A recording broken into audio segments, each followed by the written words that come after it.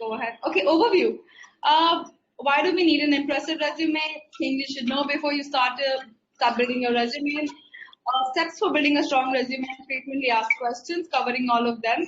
Um, why do we need an impressive resume? Something we've spoken about, but the idea of an impressive resume greatly differs person to person. What may seem as very impressive to somebody from an academic background is very different from what a private sector recruiter will see. So you need to be very careful about how your resume is designed depending on which kind of industry you're applying in. Even if it is data sciences, it's about the industry, not just the domain. Okay. Now, the only reason to build a resume is to get shortlisted. Like, it's clear cut.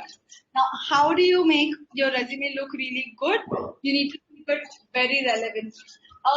Before I go into absolute details about how you can keep your resume relevant, I'm going to open the house and ask if anybody knows the difference between a resume and a CV.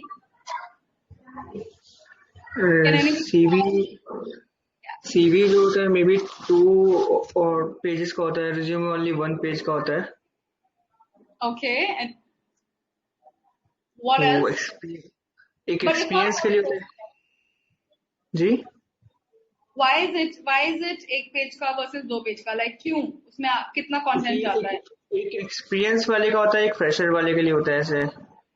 सो जो fresher होता है उस पे actually like projects नहीं होते, academic projects नहीं होते हैं, तो वो मतलब लाइक एक्सपीरियंस नहीं होता है, तो उसने वर्क नहीं किया था, तो वो सिर्फ और सिर्फ प्रोजेक्ट्स दिखा सकता है अपने करे हुए. अगर इफ इन केस एक्सपीरियंस वाला होता है तो वो अपना वर्क भी दिखाता है. Okay, okay. Thank you, Shubham. Does anybody else want to try? Then I will go into detail. Ma'am information detail होती है लाइक नेम, पेरेंट्स ऑफ मतलब लाइक पेरेंट्स की डिटेल, एड्रेस वेड्रेस दे देते हैं, लेकिन जो उसमें होता है रिज्यूमे में उसमें नहीं दिए थे. Okay. Thank you, Shubham. और भी दूसरों से भी पूछते हैं अगर उनको क्या लगता है.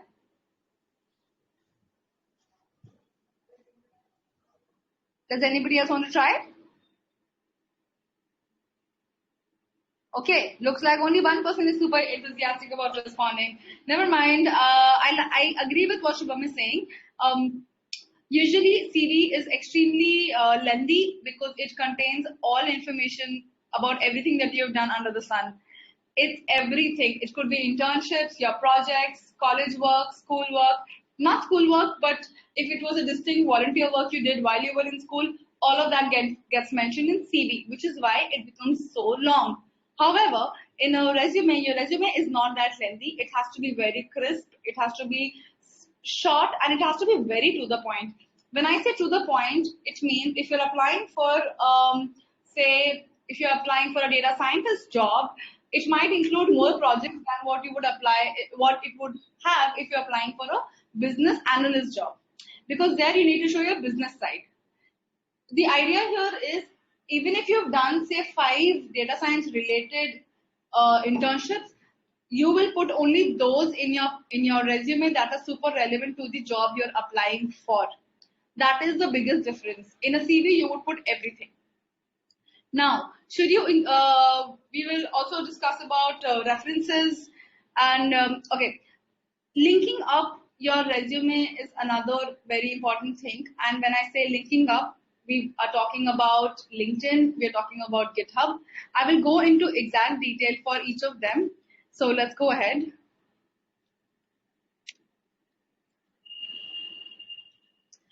Okay, things you should know before you start building your resume.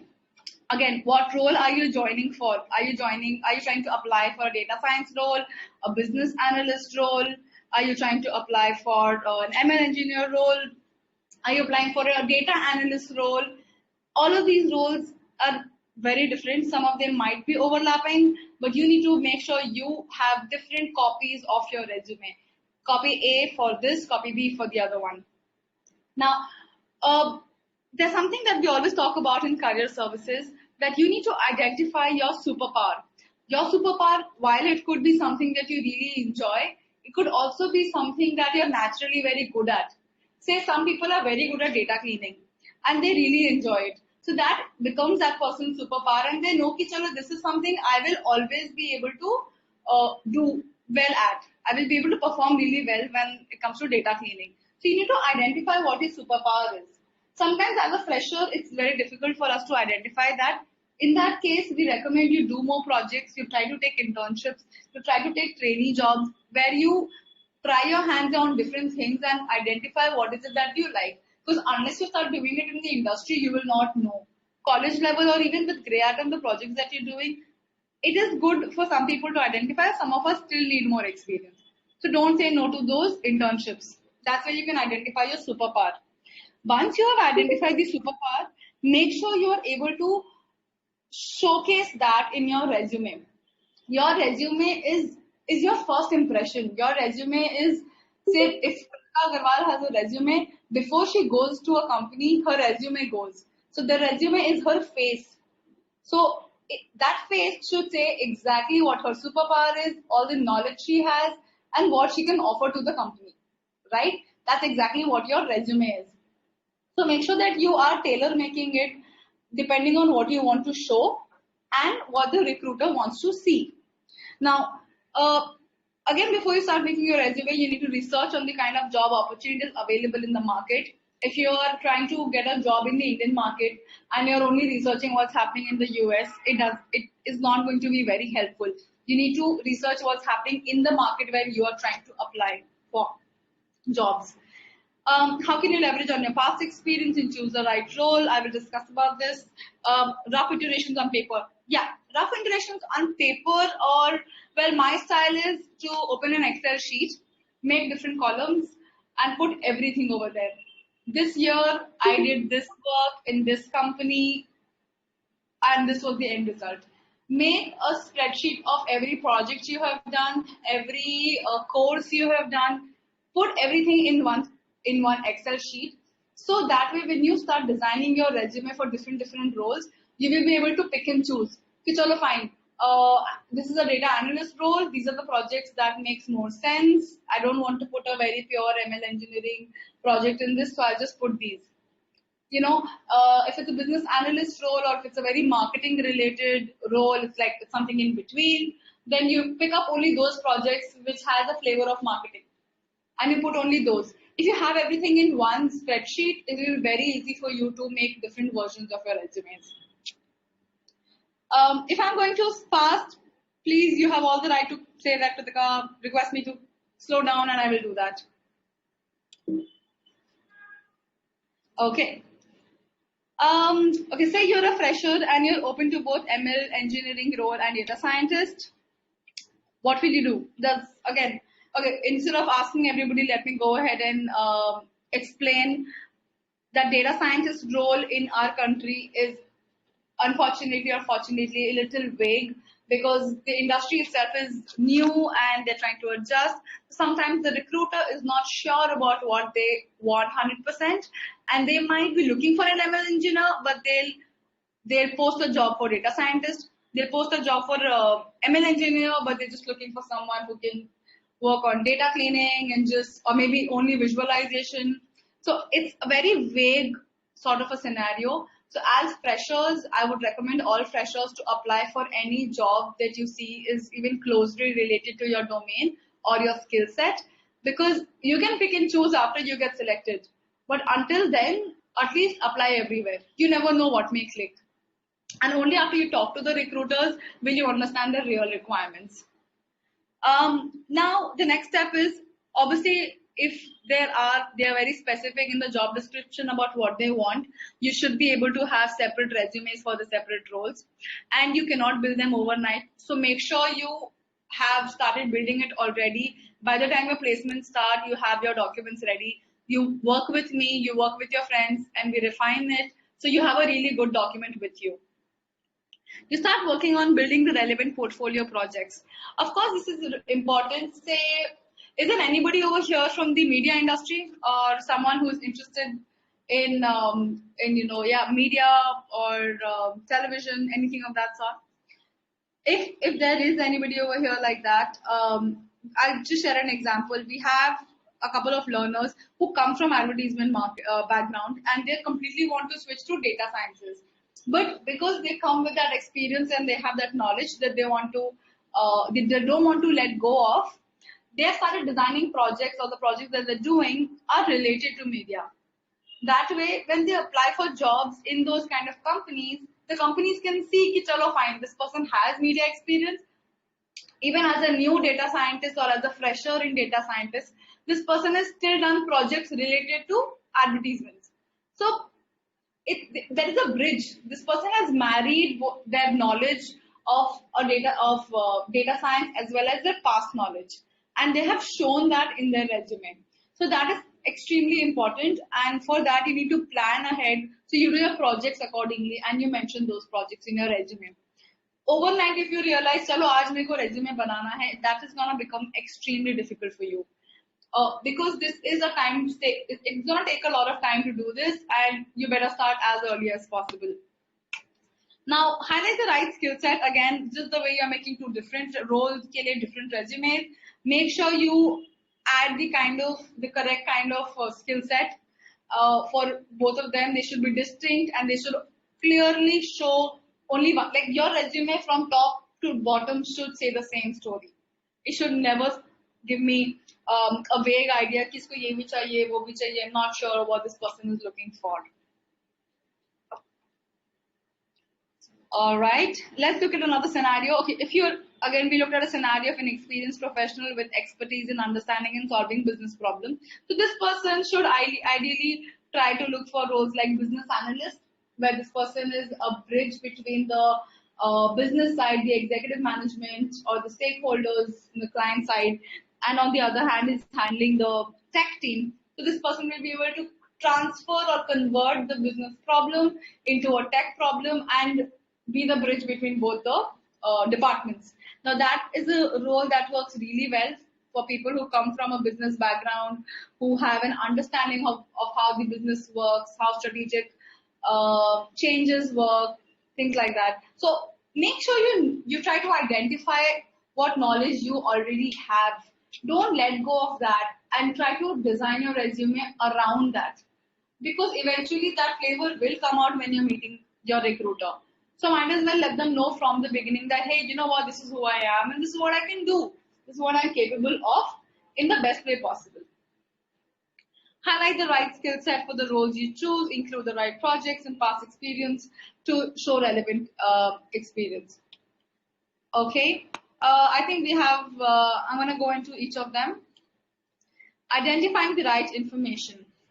Identifying the right information, okay, so when you make that Excel sheet, that sheet is going to include everything from your skill set to your project that you worked on, your learnings, your certificates, diploma course, volunteer work, internships, everything, any awards you've won, any publication, anywhere where you've written blogs. It should write everything that comes under your professional experience.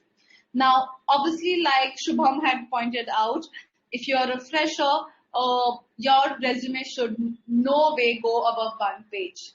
Unless you have, say, 3 to 4 years or at least 5-6 years of experience, try to keep it within 1 page. The shorter your resume, the better. Also, if you put everything in your resume, what will you go and talk about when you go into the industry? When you go and talk to the recruiter, sab likh diya hai, to baat kya karenge, right? That definitely becomes a concern. So if you're a fresher, you have to obviously put your personal details. Personal details for freshers and experienced people.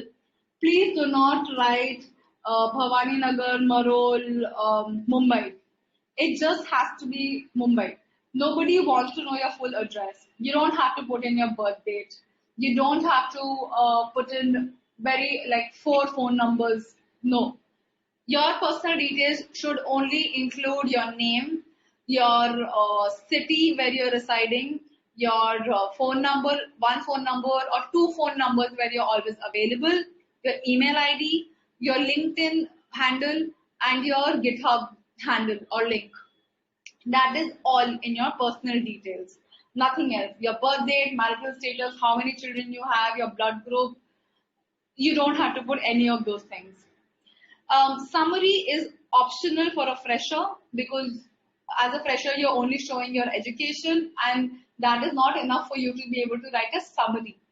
And nobody is going to read so much. Remember, you have only 6 seconds with the recruiter. 6 seconds until your recruiter decides to read more from your resume or to let it go. So 6 seconds, don't waste it by giving them a summary to read. If you're an experienced professional, chances are they're looking at your profile for a senior role, then they might want to read through your summary. But then again, you have to keep it very, very short. Coming to skill sets, very important. Don't put easy skill sets like Microsoft Office in your resume because it's a very easy skill. And abhi I think for quite some time they've been teaching Microsoft Office suite to all the children in school itself. So putting that in your skill set is not a very recommended option. Make sure that the skills you put add value as to wow, this person knows this as well. Languages, putting languages like English, Hindi, Marathi, English, Hindi, Bengali. It's not going to help because India is a multilingual country. It is expected that a majority of us speak at least 3 languages, one of them being a native language. So it doesn't really bring a lot of value. Instead, you're just taking up space. Unless you fluently know how to speak and or rather converse in a foreign language other than English, do not put it on your resume. Now, in skills, you will often see in these templates, say Python, and there are 5 stars. Then there is some other language, and there are 3 stars. Stars take a lot of space, and it looks very informal.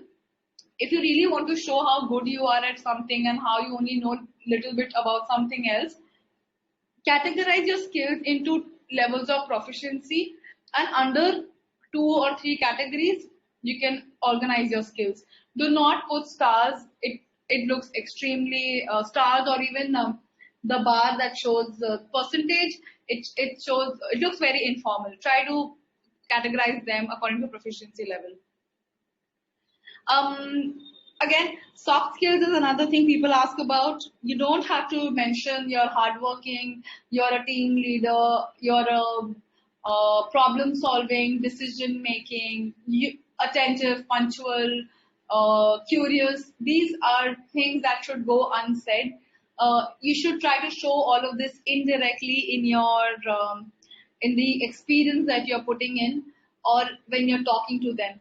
Nobody is going to shortlist Kritika because her resume says she's good at problem solving. And sometimes the recruiter might just pick up that word and grill you. Acha, problem solving, let me ask you a lot of questions and grill you on problem solving. And that can be extremely abstract. So do not allow them by giving them such cues. Try to stick to technical skills only. Now, for freshers and experienced professionals, both the case, you need to mention projects. Projects is what the industry people want to look at. We keep having these industry expert sessions. If you have attended, you will notice that they talk about this all the time. All we want to see is projects, projects, projects. Kya aata hai, kya kiya hai. That's what they really want to know. So make sure that this is given maximum priority instead of the summary section and other details. Academic proficiency, again, I'm going to talk about academic proficiency first for freshers and experience, then I'm going to go into past experience. Academic proficiency includes 2 things. One is formal education and the other is continuous education. If you're a fresher, then definitely until your graduation, that is your formal education, you want to put in your undergrad detail and then your master's, PGDM, anything that you've done. If you're an experienced professional or someone who has who studied more than graduation, has done a diploma and has been working for 5 years, you don't need to write about high school. You don't need to write about graduation also sometimes. So it really depends on how much experience you have. As a fresher, graduation and masters is important to mention. As somebody who has a lot of experience, you can just go ahead with your PGDM and those. Mentioning graduation details is not bad, but it's upon your own discretion. Whenever you're mentioning any relevant certification about the domain you've applied for, make sure you write about the kind of projects or the kind of any kind of assignment or competition you participated in while you were studying or while you were taking up that course. Past experience for experienced individuals, you might have 20 years of past experience, but you don't have to put all of them because then your pages are gonna go into 6 pages, your resume. You just need to put the relevant ones. If there is something that is not relevant, it's okay. You don't have to put it, or you can just mention it. And when they talk to you in your interview, then you can talk about it. That yeah, I was working as this, but say I don't have data science related experience, and we can talk about the ones where it's related to data sciences. Additional information is nothing else but if you have any publications, if you've written something that is amazing, if you've done some path-breaking work, any projects, extra work, you can put that in additional information. So be very careful about the content because that's what they're going to look at. The formatting is so important. We have often come across so many resumes that are, the alignment is absolutely gone. The capitalization, some words are capital, some are small letters. Font size, first paragraph is size 12, the other paragraph is size 9. So please make sure everything is the same font, same format, not too many colors because this is not a very creative field where it's not a graphic design field, so having a very colorful resume doesn't really work. Also your margins, alignment. Overall, when I look at a resume, it should feel nice. It shouldn't feel like, arey yeah, this person has written so many things. So it has to be pleasant to the eye and it should also give you the feel of importance. I mean, it should give the recruiter a clear idea of what is important and what this person really wants to talk to me about. Now, job titles, your degree and your overall capitalization has to be the same. Your undergrad cannot be caps with your caps lock on and your master's in small case. Your job titles also, you have to be very careful. After this, I will be sharing some content that will probably be available in your G Labs also, and you can read about it over there. Your font style and size. If these So nowadays it's more of digital. All your resume is going to be reviewed digitally by recruiters. So you can try to use fonts like Tahoma, Century Gothic, basically sans serif fonts which do not have tails to it. If you have noticed in your newspaper, the font will have these small tails to it, like the Times New Roman. But those are serif fonts.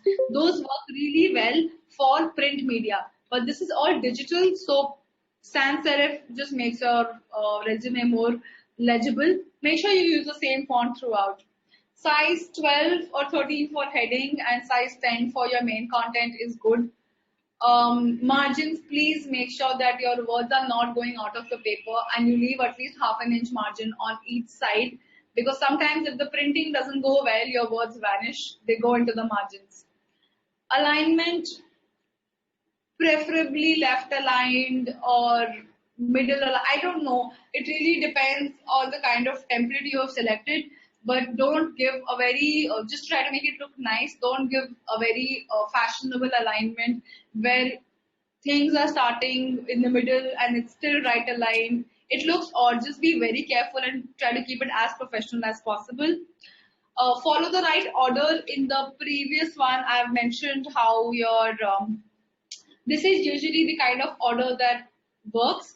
In your case, you can have your academic proficiency come at the bottom for freshers, for the experienced learners. For freshers, you should definitely focus more on projects and then have your academic proficiency. So this can be low.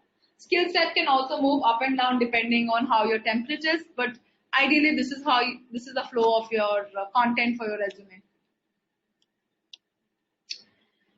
These are some of the templates available. You can pick any one and use it. But some of the templates are extremely common. Never go for the first option available because there will be 500 other people who have used the same template. I usually do not encourage learners to use template. I suggest, why don't you just go and make something yourself. Word allows you to do so many changes. It allows you to beautify your resume in so many ways. Try not to go for templates, but If that's what you want, here are some options for you. Content and alignment are the real heroes, guys. Never forget that. Link up. I hope all of you have accounts in LinkedIn, in Kaggle, and one second. Yeah, I just hope all of you have accounts in LinkedIn and Kaggle. Are you guys able to see my screen? One second.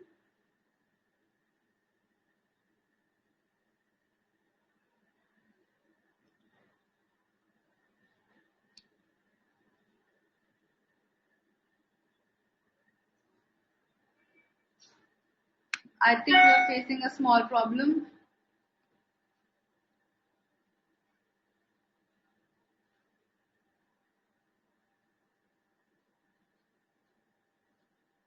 Yes, I guess yes, this is better. All right, so I hope all of you have accounts in LinkedIn and GitHub. Kaggle is also used by a lot of data scientists, but um, GitHub and LinkedIn both has this engagement tab. It shows how active you have been, how many projects you have been doing. It looks really bad to have that with very scarce colored sections, so it doesn't look good. If you're not active on it, do not share your Kaggle account with any of your recruiters. GitHub is something you have to be active on if data science is something that you're looking at. If you're not active on GitHub, you are automatically removed from the pool of people that they want to evaluate for hiring. Medium is very commonly used for people who also want to write blogs. It can improve engagement on LinkedIn because you're going to post your Medium blogs on LinkedIn, and that can bring a lot of traction to your profile. But then again, that's really upon you. LinkedIn and GitHub has to be updated, and you have to be very active on it and in the right way.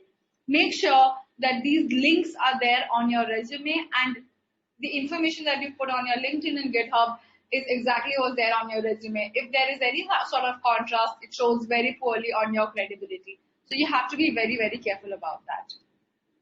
Resume is a living document. You need to update it regularly. Now, it's not like 2018 December में बनाया था resume and the next resume you're making is in October 2019. It doesn't work that way. Every time you apply for a new job, every time you've done something new, every time you think you've redone the same project, every time you think you've developed a new skill, you need to update your resume. It cannot be lying in your cupboard the way it has been. Yeah, you need to resume is like your Instagram picture for some of you. It has to be updated very, very frequently. All right, one pager or two? A lot of people have this question. Well, it really depends on you. There is no hard and fast rule. But majority of people in the industry prefer one pager. They don't like it if it has two pages, unless you have done some insane amount of work or relevant to data sciences and you think it's really important for the person to see. We often get very greedy ki itna kuch we have done, but I'm not being able to showcase everything. But you know what? Unfortunately, that's how it works. You need to pick the best and of the best and put only that in your resume. You can always talk about the rest of it when you meet them. And always have that attitude that yes, you are gonna meet them. How important is it to put big words? Well, it is not important because sometimes we use such big words that when we are asked to talk about it, we don't know how to talk about it. When you are asked to give examples, you feel blank. So don't do that. Try to keep it as simple. Sometimes it could be, your recruiter could be someone who is not very good with words, but is damn good with his work or her work, knows the technicalities really well. So if you're putting really big words that the other person doesn't understand, that might lead to you losing a chance of cracking that interview. So play it safe. Try to keep it as simple as possible. Are soft skill important? How to mention them? I've spoken about it. Do not talk about your soft skill explicitly. Do not put them on your resume. Try to be as implicit as possible. Put them indirectly through whatever knowledge you have in terms of experience. If you've led a team of 5 people, don't write I was that leadership skills. Instead, write led a 5-member team to, with growth or impactful to the business. State facts and indirectly put how you work. You have been a leader instead of writing strong leadership skills. What is an ATS? We all know what an ATS is, I guess. It's the system that tracks your resume, and we feel that it can become it can become a problem because the keywords don't match, and then you don't get shortlisted. Well, try to make your resume as bot friendly, which means try to avoid designs, try to avoid very odd formats, try to avoid arrows and colors, or try to keep it as formal as possible. Try to include keywords from the job description, but do not just copy paste the whole job description and all the skills if you don't know them. So the best way is definitely to keep evolving your resume according to the job description and keeping it extremely simple and to the point. That's the best way. There's something called JobScan that is like that works like an ATS, and you can run your resume over there and run for a check, like we do plagiarism check, and they will tell you if it's bot friendly or not. You can try that and link up. Make sure you link up. So that way, sometimes they take the material from LinkedIn, and that really helps. I guess, Santosh, I've answered your question of how many pages for a person with 3-4 years of experience. Try to keep it within one page. If you think it's absolutely unavoidable and you've done insane amount of work, then maybe 2 pages, but try to keep it within one. Vaibhav, what should be the sequence while writing the resume? I think I've answered that question. How to show grey atom experience? Well, put it in the education section, and of course through your projects. That's about it. If you've redone someone's project while you were at Grey Atom, make sure you publish that on GitHub. You can start writing on Medium, and if your article is selected, if you submit your article with the newsletter team at Grey Atom, then we publish your article and that gets published on LinkedIn. So that way you get some more traction. So that's also one thing you can do. Whom to approach to get feedback? Well, if you go to your mummy, papa, they will love it. Mummy ko to beta acha lagta hi hai, so she will anyway love your resume. Going to your sibling might not always be helpful because they will always hate your work. The best person is your professional career coach, your mentor, your teacher, your industry expert, someone that you know. Ask the right people. Do not go and ask your friend who is probably not from the industry, because every industry has a very different format of writing a resume, and if it's very different, then you miss out on the opportunity of cracking a job just because your resume format aligned more with the academic world than the data science.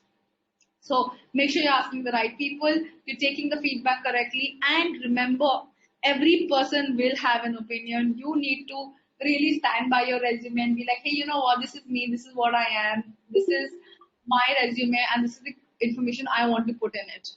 So that's definitely something you need to do. And is a cover letter important? Well, not everybody asks for it, but it's always good to have your cover letter ready, because at the end of the day, sometimes you apply for jobs directly via email. It could be a reference job, and adding a cover letter is always going to give you an edge over somebody else. How to write a cover letter? You can check it up online, or if you want, I can send some links. There are plenty of articles that talk about how to write a good cover letter, and it's always good to have one. And if you really make something good and you want me to review it, we can connect on a call and review it together. Not a problem. Should I include a picture? Very, very debatable. But if you really want to put a picture, please keep it professional. Do not put one with a victory symbol and a big smile and sunglasses and in casual clothes next to the beach. Your picture has to be extremely professional. And if you can put the same picture in LinkedIn and your resume, that's a really good thing to do, because that shows consistency, and you're indirectly reinforcing your face. So this recruiter saw your picture on the resume, LinkedIn khola, they look at your picture in the LinkedIn as well. Immediately your picture has come up twice and it's registered. So that's a good way of making sure that they've seen you. How about adding references? Do not put your references on the resume. At Grey Atom blog, there is a whole article on how your references should be. Choose them wisely. Please read that article. It has in detail explain how or you should make a list of your references. Also the recommendations that you approach your mentors for, your mentors or ex-colleagues, when you approach people for recommendation, that also needs to follow a very similar format to the references, and it serves almost the same purpose. So read that blog, guys. It's for you learners only. It's all about your references, and try to get a list right from there. I think that's about it. If you guys have any questions, I'm opening the forum. Why don't you people ask me questions?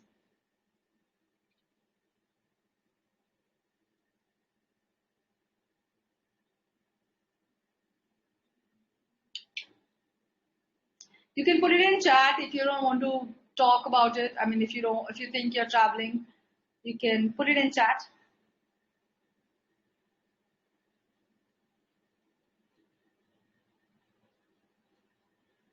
Hello. Hi, my name is Jayant. So I have a question. Like Hi, Jen. the projects we do on Kaggle or like the after doing the projects on Kaggle, so the Mm-hmm. projects we do on Grey Atom as well. So Yeah. like what to like we should give more preference to Kaggle projects because they are much more advanced, much more practical based, and much more industry based as Okay. compared to Grey Atom. Do you think so that we should highlight like Kaggle projects or GitHub projects more as compared to Grey Atom? So even at Grey Atom, the projects so Kaggle and GitHub, they are platforms where you can showcase your work. So even if you've done a work with Grey Atom or if you've done some projects yourself, if it's good, Okay. yeah, please put as much emphasis on it as possible. If you want to showcase that on your resume, do that, and you can hyperlink it for the digital copies. You can hyperlink your resume. Make sure you do that, and you give the Kaggle link as well. Kaggle, you can put that link as well. Whatever you think is a strong project, but remember, when you put a project on your resume, you should be able to answer every question related to that. It has to be an end-to-end experience. Now, it's Okay. because we conduct mock interviews, right? When we do Okay. mock interviews, I've seen our experts, they sometimes pick up a project and they just ask questions only on those projects. And sometimes they've Okay. hired our people from those interviews. Now, Okay. when I asked them why did they do that, they said this person has written a project over here and he or she has put it over here because they are confident about it. So they should be able to answer everything under the sun for that particular project. So unless you're extremely confident, do not put something over there. If you feel you know 80%, go back and complete the rest of the 20% before your interview and you're good to go. So yeah, it doesn't matter whether it's a Grey Atom project or some other project. If you think it's damn good, put it out there. But don't have Okay. 20 projects on your resume. Pick Okay. the top 3 or 4. Okay. And I have one more question. Like you Go said ahead. that the companies which are posting jobs related to ML, business analyst, and data science, they are not Yeah. clear about it that what kind of work they want to get it done. Yes. So in that case, that how to select that, for example, if there is a ML engineering job and they might be looking for data science. So my resume Yeah. according to ML engineer will be different as compared to data science, right? Right. Then Right. how to make that judgment that what should I put into my resume that it will match the requirement, or it's just a hit and trial with the recruiter? Very good question. So, unfortunately, I'm going to be like raw over here. A bit of it is hidden trial, but on the other hand, when they have posted a job, there will be a job description, right? Yeah, So, exactly. no matter how confused they are, at least they will try to match your resume with what they have posted because this posting is usually done by the HR, right? Okay. So, Hmm. so sometimes, so if it's a senior, that person will tell them that clearly I want this and you need to design your resume accordingly, right? Now, if it's an Okay. HR who has posted, this person would have probably copy pasted from 2 or 3 other job postings, accumulated all of that together, and put a posting for themselves. I've seen this happens. When this person has done that, and when you apply for a job, they will just try to match that particular mixed job description with your resume. 80% छोड़ो 40% match कर रहा है, call this person. That's pretty much all they do. So while there is a bit of hit and run, try to match at least the job description as much as possible, and have your resume ready for different roles. For the ones where they have been stringent, where they have been strict enough about putting the exact expectations in the JD. Okay, okay. Thank you so much.